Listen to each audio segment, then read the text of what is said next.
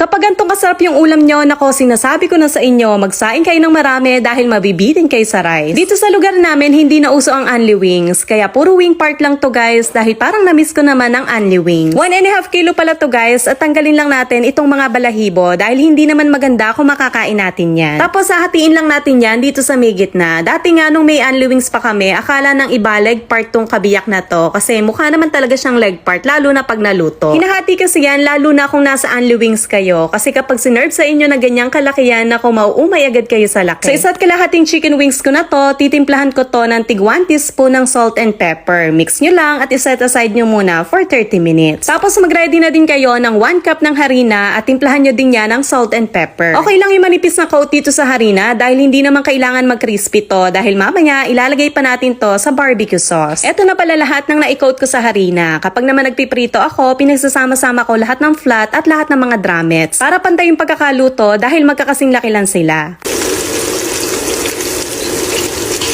Ayan, kapag kaganyan ng ka-brown, pwede nyo nang hanguin yun. O diba, pantay-pantay yung pagkakaluto. Tapos, isinalang ko na din itong drumettes na tinatawag nilang legs. Kayo, ano yung mas gusto nyo? Yung flats o yung drumettes? Kasi kung ako yung tatanungin, mas gusto ko itong drumettes. Meron kasi siyang skin dito, so crispy yan.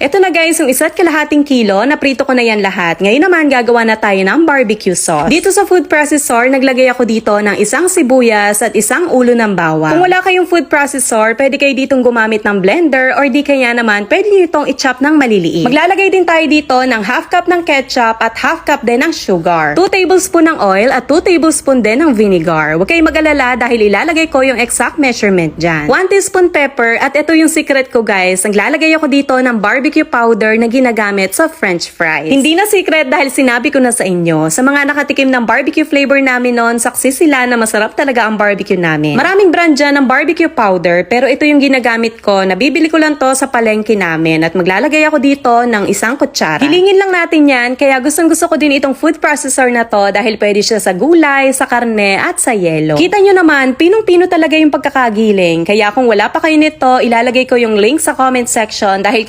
kailangan nyo talaga to sa kusina nyo. After nyan, ilagay lang natin itong sauce dito sa kawali at intayin lang natin tong kumulo. At pag kumulo na, lumabas na yung flavor nyan, kaya pwede nyo nang ilagay yung wings. Nako, kung maaamoy nyo nga lang, maghahanap na agad kayo ng kanin dahil amoy pa lang nakakagutom na. Haluin nyo lang ng haluin para magkaroon lahat ng sauce. At ayan, ready to serve na. Pwede nyo tong ipang ulam at ipang pulutan. Ayan siya guys, oh.